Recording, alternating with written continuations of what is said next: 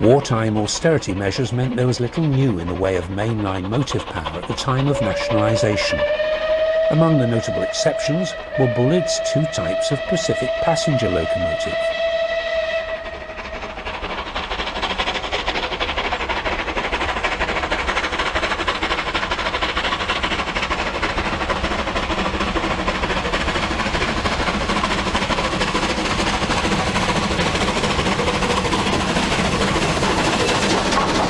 This is the rebuilt West Country version, minus its spam can casing and controversial chain-driven valve gear and enclosed oil bath. What it did have was a brilliant boiler and a firebox fabricated in steel.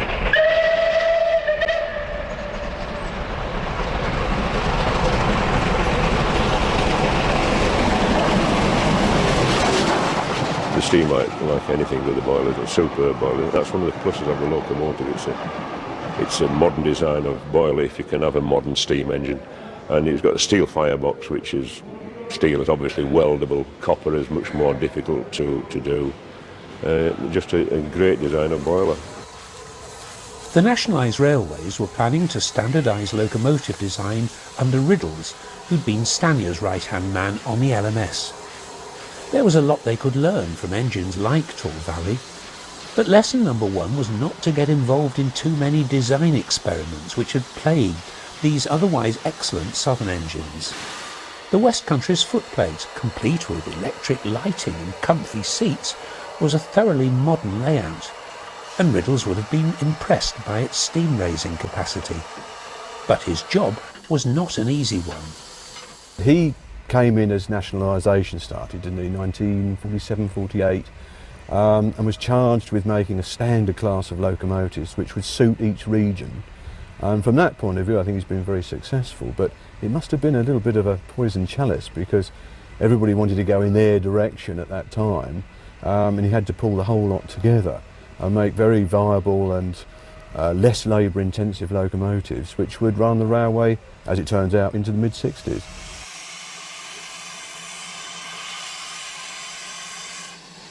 One way of making a locomotive less labour-intensive is to limit it to 2 outside cylinders so that the motion is accessible. And why not make sure someone else has already designed out the bugs? Riddles needed to look no further than the best of Midland locomotive design, like this tank engine. Ivert's Class 2 locomotive was to become one of the blueprints of standard design.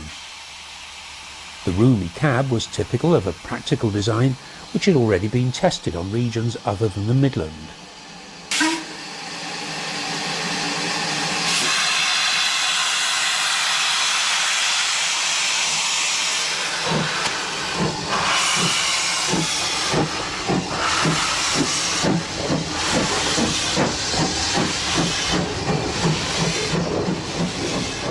Southern railwaymen still remember them fondly.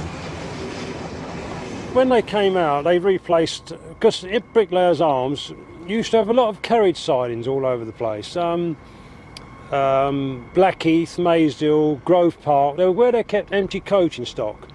And some of the jobs we had at Bricklayers Arms was to get hold of one of these C-Class, H-Class tanks, get hold of these coach, and you'd run around all day with this coaching in the different places while it was cleaned and washed, pick it up in the city in the morning and take it back in the evening. All day you was on these trains and these little H-Class tanks. Along come the Ivert tank and they made the job a lot easier. There was plenty of room, nice roomy cab. The only thing was that we found that if you dropped back to 160 pounds of steam, the brakes started going on. It was something we learnt the hard way. You know, we was going up over the arches into London and we were coming to a stand with the vacuum brake going on. There was a reason for it, but we found out what it was after a while.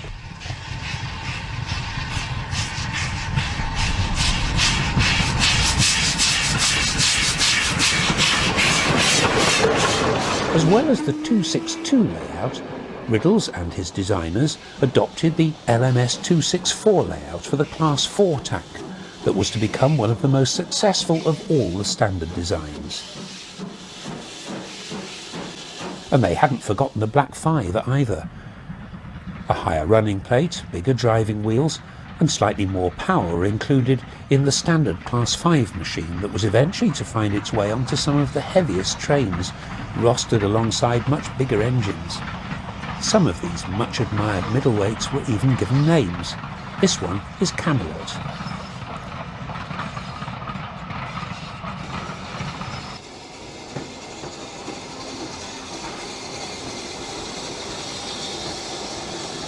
This is the Class 4 tender engine, introduced in 1951. By now, the engineers had done nearly all they could. They played about with double chimneys, exotic valve gear and boilers, even mechanical stokers, and built a single 3-cylinder engine, the Duke of Gloucester. But what they couldn't do was attract young lads to a career on the railways in a world where labour was scarce and where there were easier ways to earn a living, especially in the depths of winter. The bottom line is that the steam engine will always need a 2-man crew. It has built-in labour costs that can't be reduced.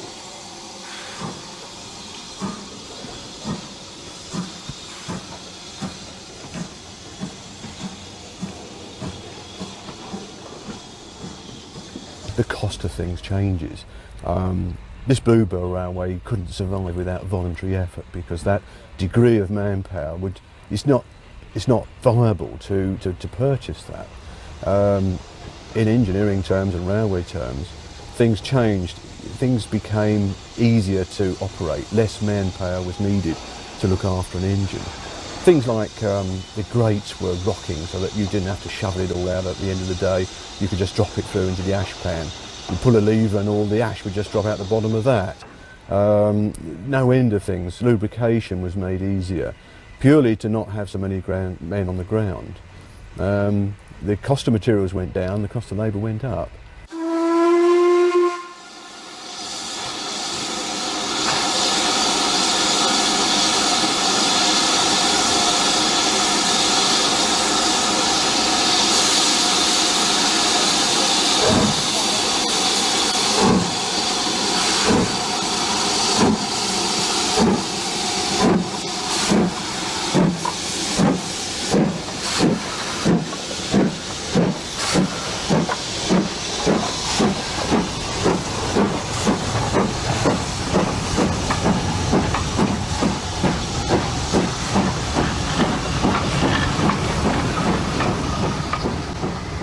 The 50s were the most fascinating time, I think, in our railway heritage, because that's when the standard locos were designed and came in a last dying gasp, I suppose, to try and make steam engines viable commercially. And Black Prince, of course, my engine, was only 8 years old when I bought her, and the 17th last locomotive to be built, and would have been scrapped years before her time.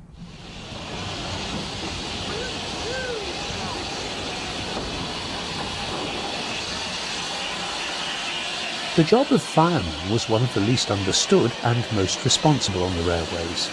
Towards the end of steam, lads of 16 or 17 were thrown into a man-sized role, and not all of them stayed the course. The engine driver was unlikely to leave the job, but the turnover in firemen was colossal. A lot of documentaries are always written or filmed about the driving side of a steam locomotive.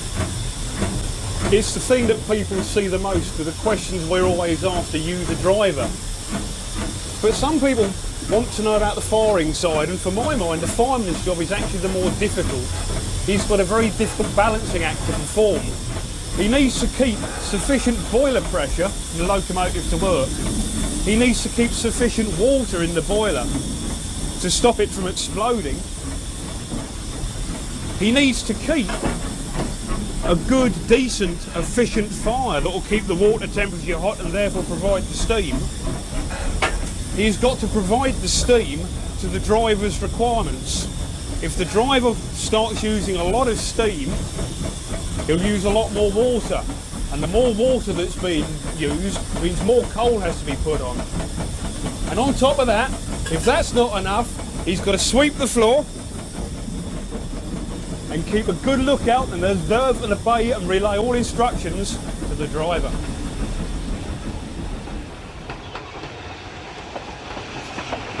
Lads who joined the railways towards the end of steam can still remember the horror of their first encounter with a dying industry. Well, I started as a cleaner in 1962, 15 years old, filthy, stinking engine shed. The only modern thing in there were the electric lights in the roof. Everything else was from the last century, really.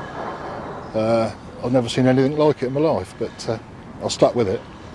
And you start off as an engine cleaner, and that is cleaning the outsides of them, not the insides, as some people thought. So you just basically clean steam engines until you were 16, in which time you started your firing training. When Malcolm Hall joined the railways in 1962, a lot of the shunting work was already being done by diesel. This humble box on wheels had been around since the mid-50s, and it'll still be with us well into the 21st century, arguably one of the greatest locomotive designs of all time. But it did steam no favours.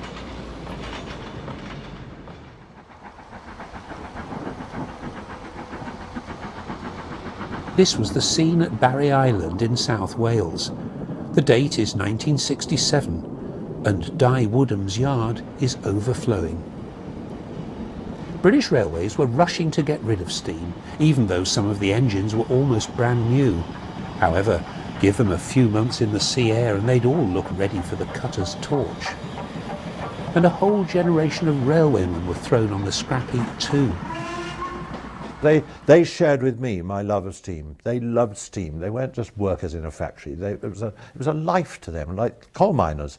You know, they were heartbroken when steam finished, and they were all thrown on the scrap heap with the engines. You know, because I knew them from Guildford Shed, just down the road from where I lived. Got to know all the lads, and there were tears. You know, when steam finished, they closed the shed because they were chucked away as well. David Shepherd was determined to save one of the mighty 9Fs. The 9Fs were the ultimate in steam locomotive design, and thrown away years before their time. It was a monstrous waste of money. We were chucking them away. When they were built, we were actually throwing away 9Fs. I think they built 251 of 9F, the 9F class, and some were being thrown away for razor blades while we were still building new ones. Should Riddles's masterpiece have been discarded so quickly? I think if you look at the last design, the 9F, the heavy freight locomotive, it was so versatile, an extremely powerful locomotive. It could pull passenger trains. They were not maintenance free, but easy to maintain, relatively speaking. And I think you've got to judge the man on that. That's the way they were going.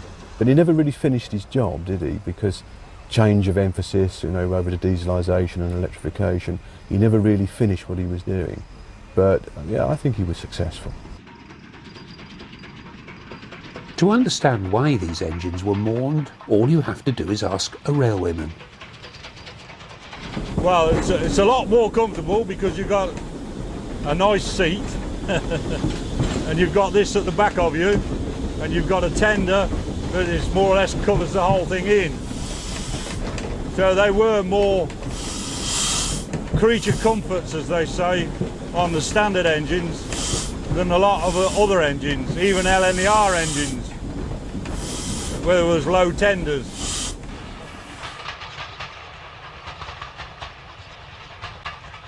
The opinion of the engine driver counted for very little in a world of change, and soon whole classes of engine were mirages in the memory.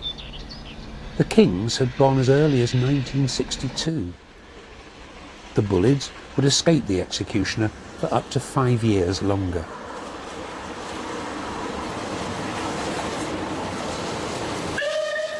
The frenetic dying days of steam in 1967 in the south of England, where I live.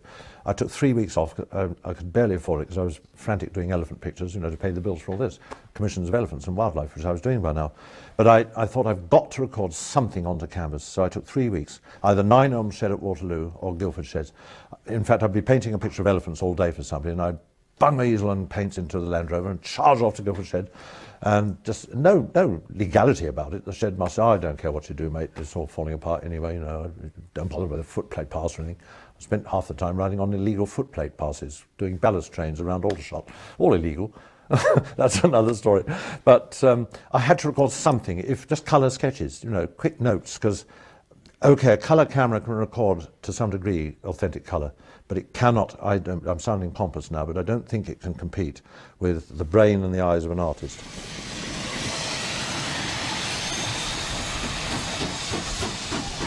One by one, the rusty relics were recovered from Barry Island.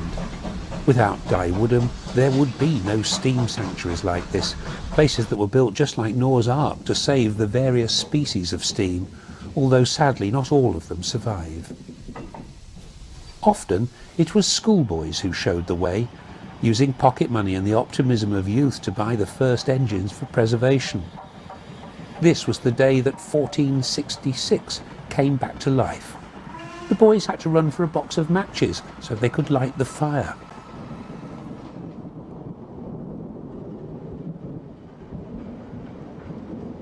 Mr. Woodham agreed to delay cutting up the last of the engines so that enthusiasts had as much leeway as possible for fundraising.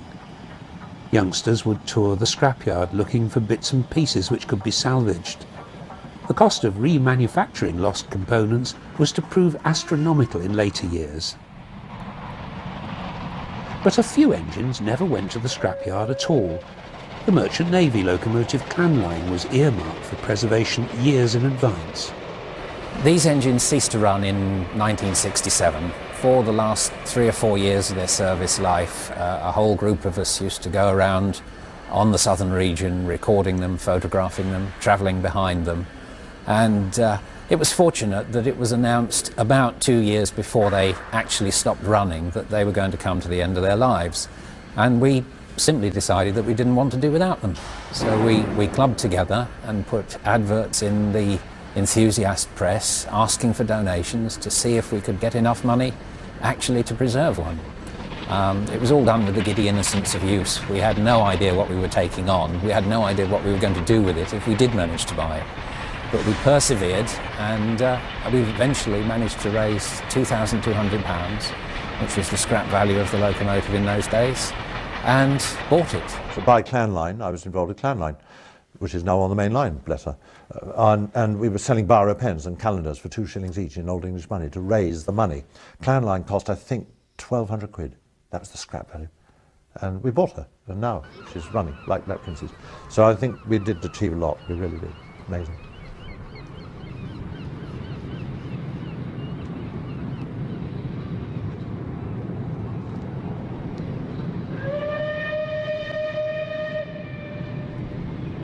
Today, Clan Line pops up all over southern England. Here she crosses the River Ada at Shoreham after delivering people for a Glenn Miller evening at the local airport. It's a curious twist of fate that steam survived longer than British Railways, whose propaganda films from the 70s included the astonishing claim that motorways were losing out. In the 1960s and on into the 70s, trains were winning passengers back from the internal airlines and from the motorways. They did it by improving the ride, by increasing comfort, by running, as they always have, city centre to city centre, and above all, by shortening journey times for intercity travellers. There were big achievements like the electrification of the West Coast Main Line. But this odd-looking diesel is living evidence that not all was well with our nationalised railway system. There's nothing wrong with a design philosophy that tries to give the driver a grandstand view of what's going on around him. The trouble was, BR was commissioning all sorts of non-standard designs and later throwing them away because they weren't standard. This class started appearing in 1964. Some of them lasted just 2 years. It was an appalling waste of national resources. This much-loved class, on the other hand, is still going strong after 40 years, even if it does look like one of Doctor Who's Daleks when first viewed head-on. It had one huge built-in design fault. The drivers were complaining they couldn't see past that great long nose when running in the forward direction. So these engines spent most of their lives coupled in pairs, with a cab at each end. And this particular individual removed spoil from the Channel Tunnel, before retiring to the Bodmin and Wenford Railway. Meanwhile, back in the 70s, Lord Haw-Haw appeared to be alive and well and working for BR. The romance of steam. Yes, for some romance, for others, muck everywhere. In your eyes, your ears, in your hair.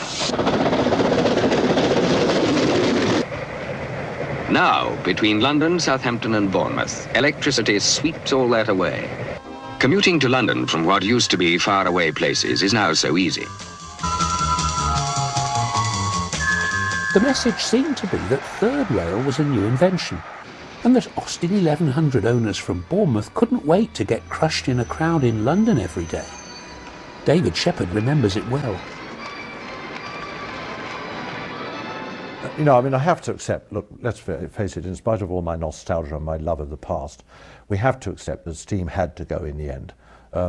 For one simple reason, you would not get a young guy now to do what those young firemen had to do. You know, just imagine leaving Euston to go to Crewe on a Duchess Pacific, how many tons of coal you'd have to shift. You sweated your gut out to do that job. And a diesel is much cleaner, it's much more, I nearly said efficient. Well, it probably is more efficient, I don't know, electric. So that's one reason why steam died. It was dirty. I bemoan the passing because I'm in Liverpool Street. We used to live in Essex eventually, and we used to come into London, into Liverpool Street, to go to the theatre with Daddy and Mummy, and I'd have my suit on, and by the time I'd left Liverpool Street, I was like a fireman myself. I mean, everything in Liverpool Street was covered in 3 inches of soot and filth. Lovely, wonderful, but the modern age wouldn't accept that. It's all clean now, it's like a greenhouse. No, that's the modern age we live in, and it has to come. The clean and green modern age has not only come, for many diesel locomotives the modern age has come and gone. Nowadays the traction that displays steam is often a museum piece itself, like this Class 25 engine working an enthusiast special on the West Somerset Railway. Half the population of Britain can't even remember steam, and to them classic traction is a diesel engine.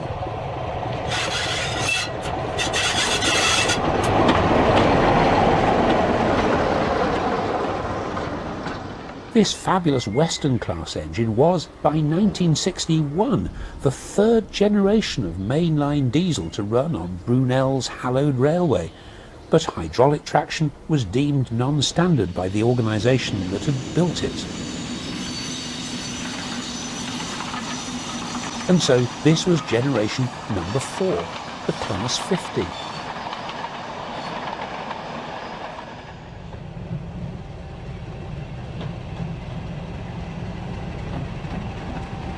They weren't built for the southwest of England at all, but for the northwest.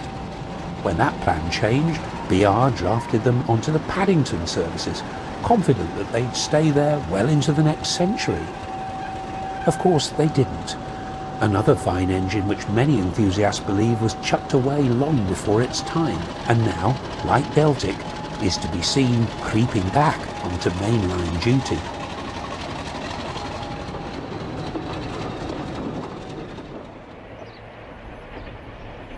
Since privatisation, these classic diesels have been recognised as still very usable for frontline service.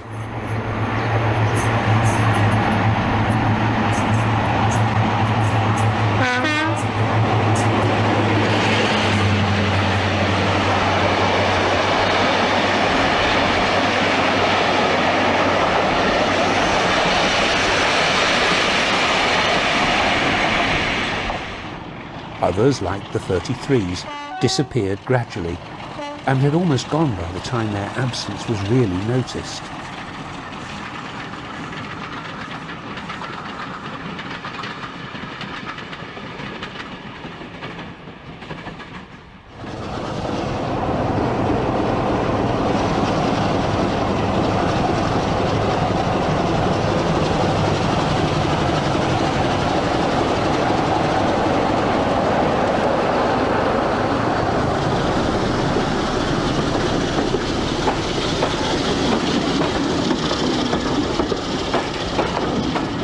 While the various classes of diesel came and went, One in particular appeared to be timeless. The 47, diesel's equivalent of the Black 5, seen here scurrying away from Eastleigh like a bat out of hell as it goes in search of its train.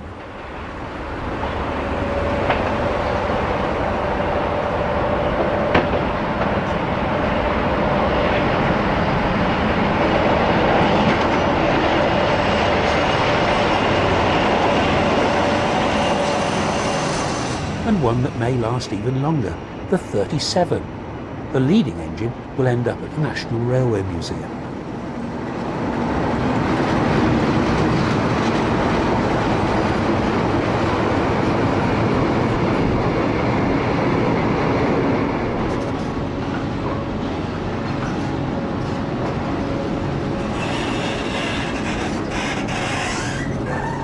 All of these engines are being chased away by the North American Brigade, whose invasion bridgehead was the mighty Class 59 that so revolutionised traction in this country when it started removing the mendips in rather large chunks. The plan is for the new 66s to sweep away most of the 60s stuff. These are literally just off the boat at Newport. But it's interesting to note that even they are being pushed around by one of those old diesel shunters that have found their way into every corner of the railway network. The one doing the pushing and shoving at Newport is of a batch built way back in 1961. But the future of these diesel shunters seems assured by their new American owner, who's announced that he too is reluctant to let them go. We've got about 200 or 300 left within EWS, and they're used mainly for shunting in yards and sidings where, you know, to waste a bigger locomotive is not good use of resources. They've been tremendous stalwarts of our railway network for many, many years, and I think we're going to see them for many, many years to come. But what about the 47, like this one, at the head of a travelling post office train sweeping through Newport on the day yet another batch of 66s arrive? Can EWS guarantee that the 47s will still be around in a few years' time? I mean, they're still a very popular machine with the drivers and also with the general enthusiast. There'll be a few around for about another 2 or 3 years, but then I think most of them will probably have gone. They've done tremendous work, you know, up and down the country for many years, and it'd be sad to see them go. If I had the money and I wanted to buy diesel, I'd buy 47. Yeah, I think they're fine engines. That's nice. I've got to be fair to the diesel fanatics sometimes.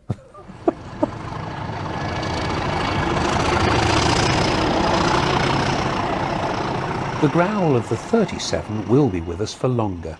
At least the more heavyweight members of the class will, having proved their reliability over many years. Oh, fantastic. I mean, certainly there's going to be one or two. I think one at the National Railway Museum, which you know, will be donated to them when it's finished its life within EWS. Clearly, they've still got a future with us as some of the heavyweight ones, the 37.7s and 37.5s, will be used for many years to come. But the rest, I'm afraid, sadly, will be going.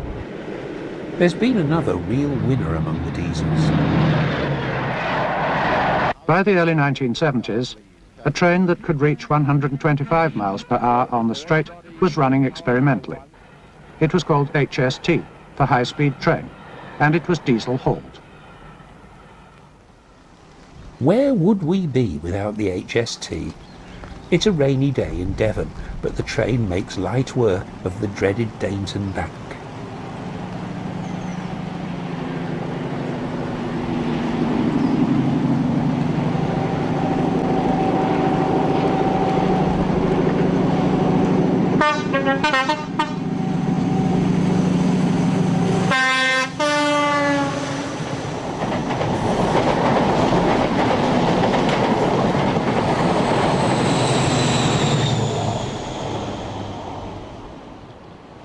Come rain or shine, the 100 or so train sets are to be found tirelessly pounding up and down the network at 3-figure speeds where the track permits, the flexible friend of the travelling public for so many years. This one is running along the seawall at Dawlish.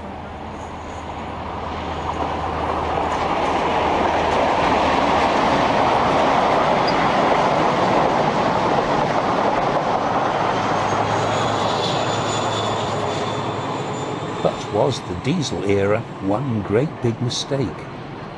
I mean, I've heard people say that we should never have gone into diesel at all. We should have jumped straight from steam into electric traction because it's probably cleaner and more efficient. I don't know. Again, I'm on slightly dangerous ground because I'm not really knowledgeable enough.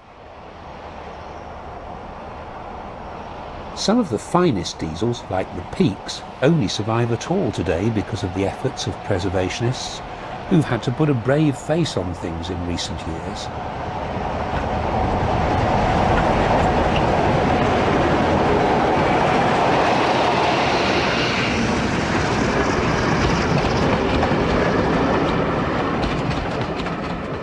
Nowadays, the customers are children, and the mighty warrior that once wandered the Midland, Western and Eastern main lines finds itself tootling up and down the mid-Hants, doubling as devious diesel, the two-faced engine.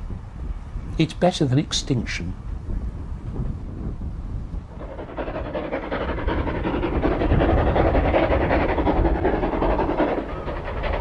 What really rescued the preservation movement, whether the purists like it or not, was Thomas the Tank Engine, the Reverend Audrey's famous character as resurrected by Britt Allcroft.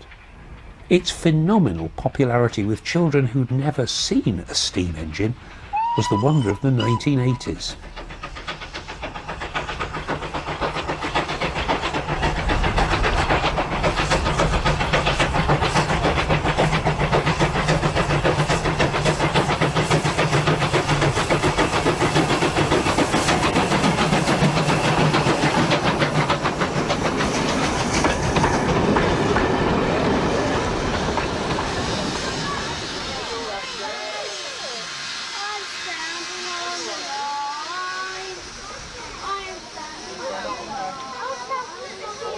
They still queue up to meet James or to see Douglas the Black Engine make a quick getaway with an Easter special to Alton.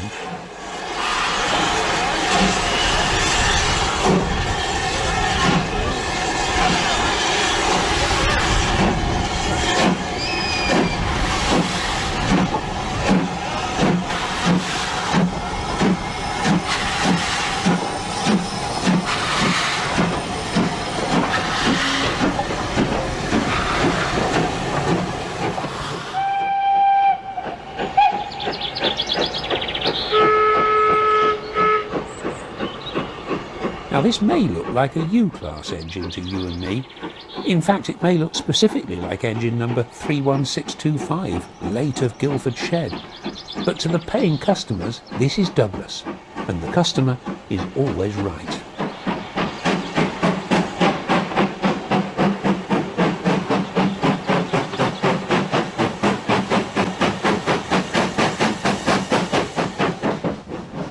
Because it's the customer's pocket money that will pay to put this S15 together again.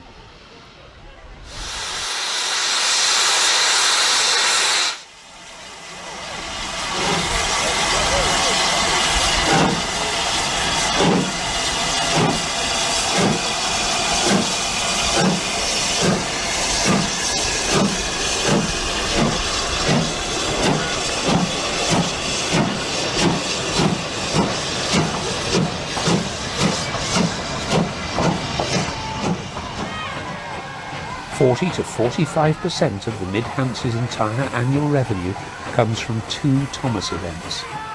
Children started the preservation movement, children keep it going.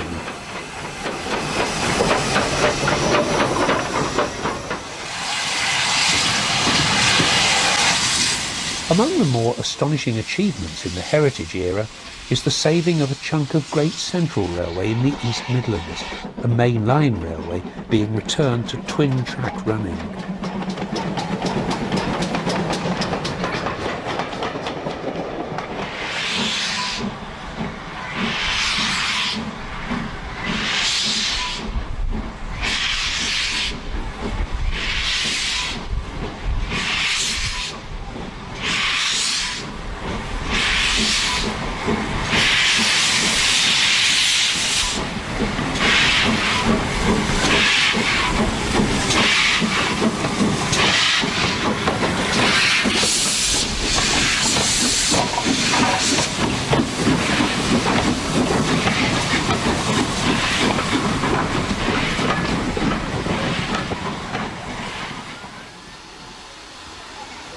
Or there's that beautiful recreation of the Isle of Wight's Victorian trains by a relatively small band of dedicated railway people. David Shepherd is proud to be the railway's president. I paid or helped to pay for Calbon, which is now on the Isle of Wight. That lovely little Victorian steam railway. The whole thing is Victorian. That's one of the craziest, stupidest things we ever did, getting rid of steam like we did in this rush to dieselise in the 60s, because if they'd saved all the railway on the Isle of Wight, or most of it, saved all Calbourne's sisters, they cut them all up except Calbourne and I think one other, they cut them all up for razor blades, threw away all these lovely Victorian coaches. If they'd left the whole lot, my God, that could be one of the biggest tourist attractions in this country now. The rest of the railway system on the Isle of Wight was turned into a modern railway, in inverted commas, by using 1930 underground stock from the Northern Line running to Barnet, you know, and then when they took that onto the Isle of Wight, they found the platforms were all the wrong height, so they had to lower the platform, raise them. Oh, crazy. Sorry, I'm so wound up about the stupid things we did in the 60s. People with long memories in the preservation movement can still remember the rather patronising way they were treated by BR, but take pride in the fact that time has proved them well able to run railways. The Bluebell is a highly successful, multi-million-pound operation nowadays. Well, I'm sure that the big boys would have looked over their shoulder and smiled and certainly raised their eyebrows and said, yes, that'll be a 5-minute wonder, and they'll move on to something else next when they realise exactly what's involved. And I think that's where, certainly as far as Bluebell was concerned, it has always set itself out to prove its critics wrong, and that it wants to show what can be done. The aim now, and it's our main focus, is to reach East Grinstead, another further 2 miles up the line. Enthusiast specials from up north could come down to here, and we're already thinking that in fact Kingscote will be the place where we'll change locomotives, and a steam locomotive will take the visiting train on. As the 1990s came to a close, steam was re-establishing a role for itself all over the country. On a cold winter's morning, another dedicated team prepares to make railway history. The recently rediscovered Rood Ashton Hall is about to leave Tyseley, turning the famous Birmingham engine shed, now a museum, back into an operational base. Tyseley has long wanted to run steam shuttles to Stratford, giving the people of Birmingham a different option for a day out. On this historic Sunday, Bob Meanley and his men will get their chance. Today is probably the culmination of a very long-held dream at Tyseley. I think as long as Tyseley has been there, it's wanted to operate Stratford trains on a regular basis. We've done it as special trains in the days when there are permitted occasional trains at bank holidays once every year or whatever. But we've had a tremendous amount of support from Railtrack, from Central Trains, from EWS Railway, from the City of Birmingham, from Stratford District Council, who all want to see these tourist trains succeed. And I think it's one of the marvellous things of privatisation that you're able to actually think about this and talk about it seriously and commercially.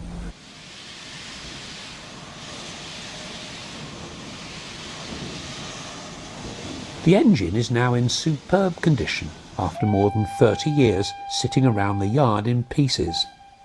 It lay around at Tyseley for an awful long time. We've used it as a barometer really. When Tyseley's been doing well, we've sort of taken the hall out and dusted it off and probably taken a few more bits off it. And when times have got hard, it's gone back into the siding, minus a few more bits. And we made a determined effort about 3 years ago to pick it up with this job in mind, because it's an ideal engine. Really, to use a Castle on a job like this is a bit of overkill with those 4 cylinders whizzing up and down inside the frames of the engine.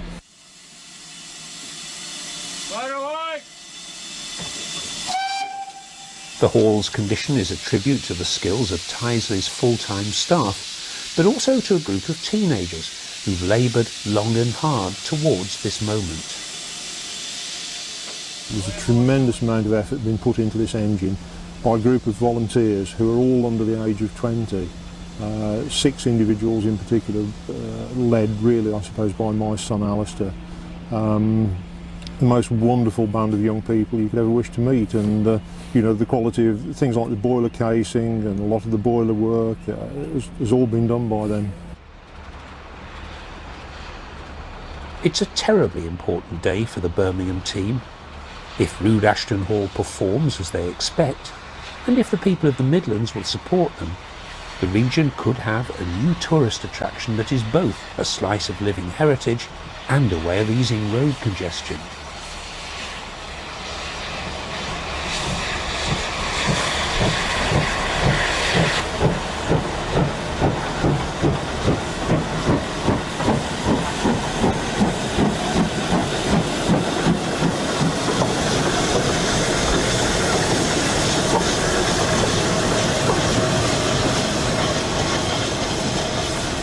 Birmingham has had to rebuild its rail links into Snow Hill Station, but this one link is special. Steam is back.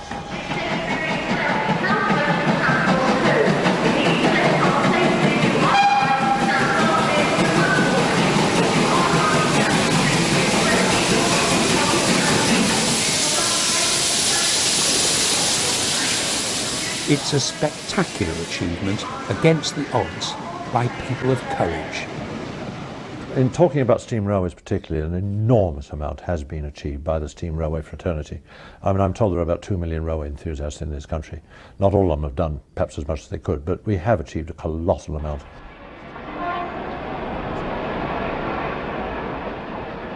A few minutes later, the engine reappears from the other end of the tunnel, running tender first, with express headboard carried jauntily, and the city is bathed in sunlight as if to celebrate a sparkling moment in transport history.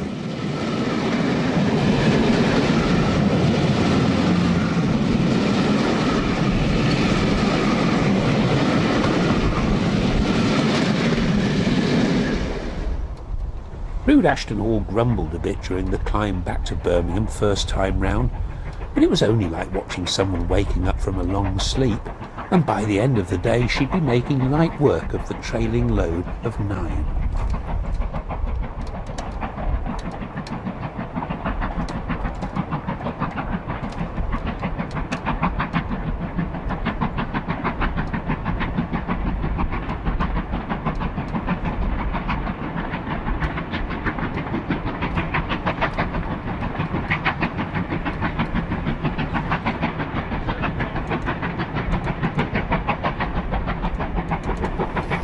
It's been a long time since Tyseley operated as an entity on the main line, and you know, we've taken a lot of our staff and they've performed, in my opinion, faultlessly, professionally, and I'm as proud as hell of them.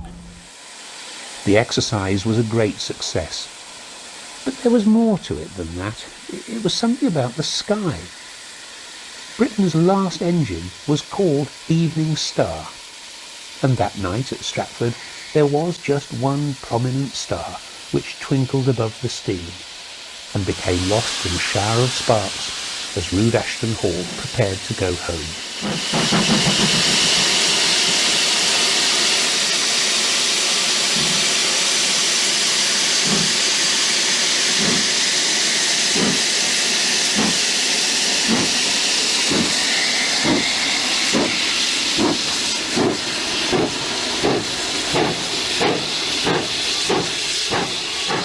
David Shepherd believed you have to be mad to restore these steam engines, and says, thank God we are.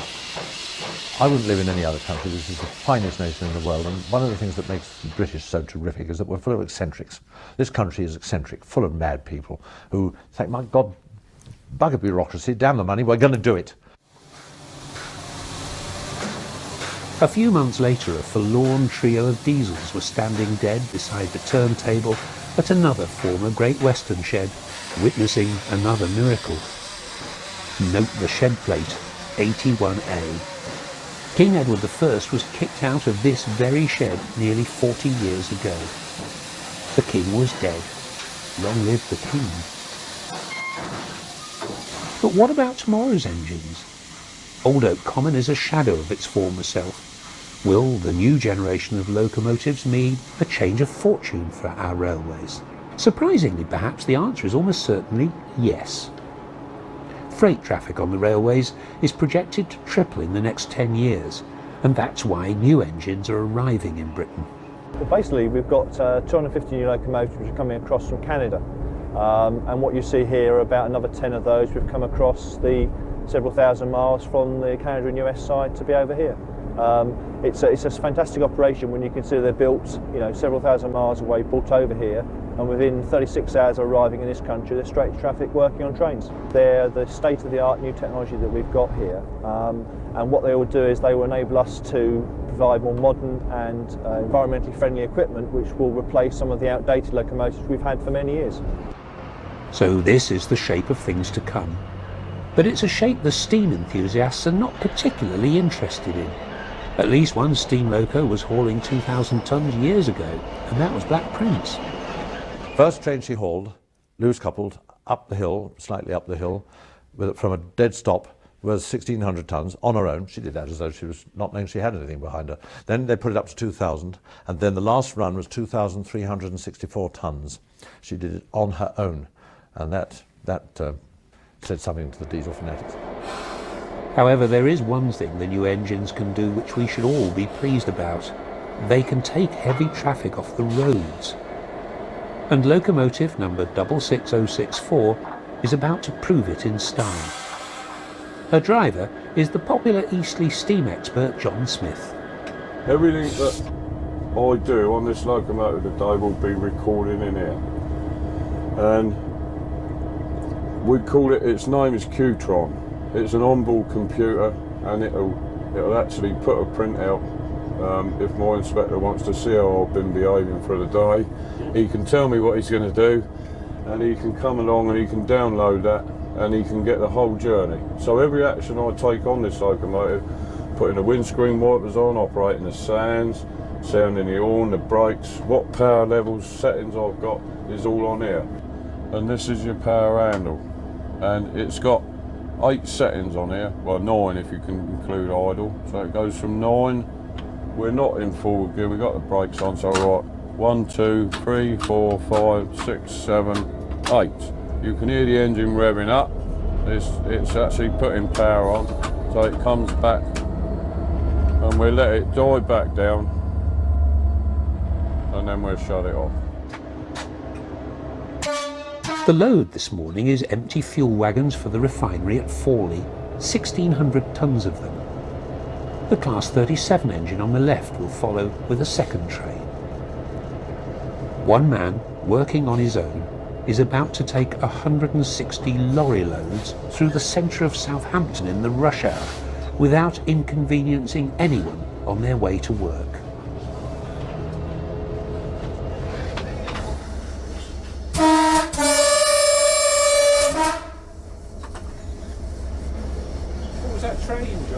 There's a freight liner going through.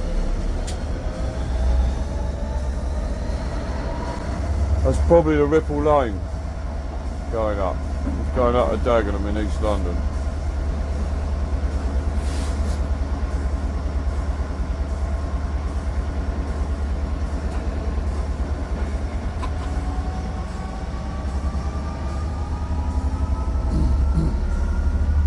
This is a view you get with through Southampton Tunnel now, going under the city. There's all them commuters happily going off to work, getting soaking wet, walking across the top. And this is Southampton Central Station as we're coming out through the throat of it.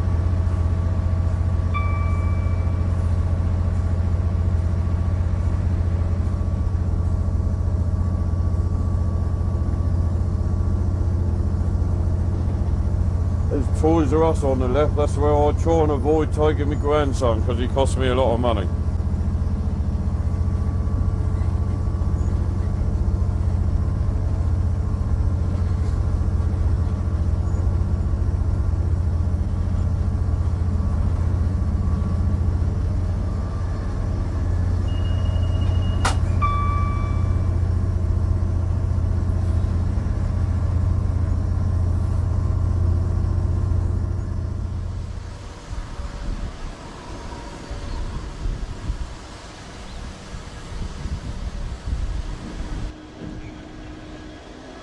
"66064 arrives with her immense train.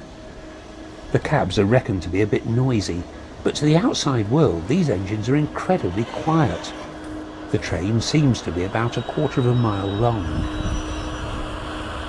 The second train arrives, with the 37's characteristic growl.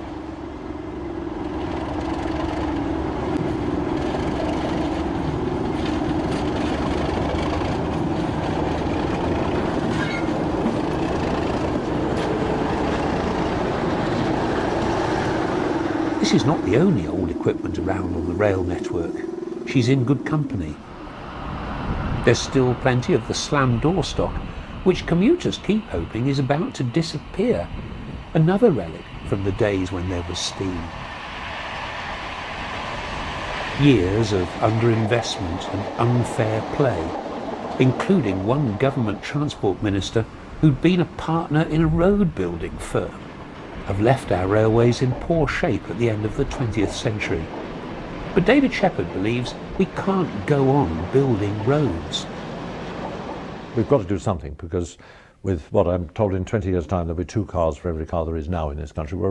This country is already one massive great car parking lot, as the Americans would call it. And I fear, I've got grandchildren.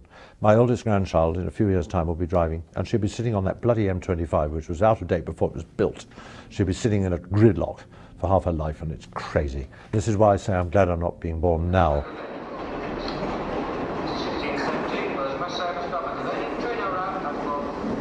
Many of the modern cross-country trains are simple little affairs, just coaches on rails really, 2 or sometimes even just 1 carriage. And these little trains can seem such a forlorn sight as they come to rest at the commodious platforms of a bygone age. There have, of course, been rail cars in the past, but these are working between major cities because demand for seats, although rising, is still very limited. Gone is the romance and any attempt at stylish design. And it's difficult to imagine great artists trying to capture the magic of these trains on canvas. But perhaps these trains will help railway economics to make more sense. In any event, David Shepherd believes we've got to give the railways a chance, and to give privatisation a chance. Whether people can be weaned out of the motor car, whether the railways can price themselves back into favour, and whether there should be separate ownership of the trains and the trackbed are questions that only time will decide. After a century of trains in decline, there is some good news about passenger numbers, but it's really up to the travelling public what happens next.